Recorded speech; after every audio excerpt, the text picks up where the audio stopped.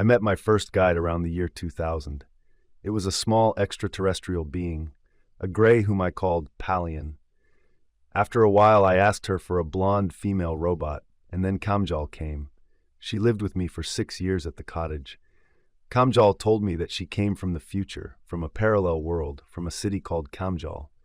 I had many spiritual encounters with her, where she showed me my own consciousness. Kamjal often stood in front of me in her white dress, which she always wore. She held a small red kind of misty sphere between her hands. I saw it through a gray haze. Together we made many so-called astral journeys, where she took my consciousness into her body, while I physically lay still at home in the cottage. I always saw Kamjal in a spiritual way, unlike other beings I had seen physically. One evening, on the 5th of November in the year 2013, I had a vision where I heard a gentle male voice. I wonder if it could have been Jesus? It happened when I was sitting on the sofa. The cat was staring intently toward the hallway, and I heard a gentle male voice, as quiet as I have never heard anyone before. It sounded like a breeze of wind inside my head.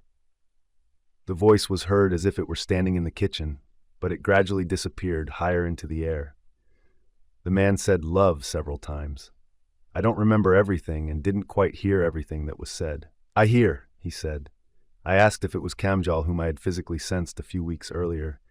It itched strongly on the side of my head, and Kamjal then said, "You are lucky." Then I heard the voice say, "Mira." It sounded like a name. I wondered if it meant that Kamjal's real name was Mira. I asked the voice, "Are you an alien?" "Yes," he answered. I then explained that my first contacts had been with the Greys. "The big ones?" he asked. "No, the small ones," I answered. I also said that many believe in them, but in different ways. "Are they receptive?" asked the voice.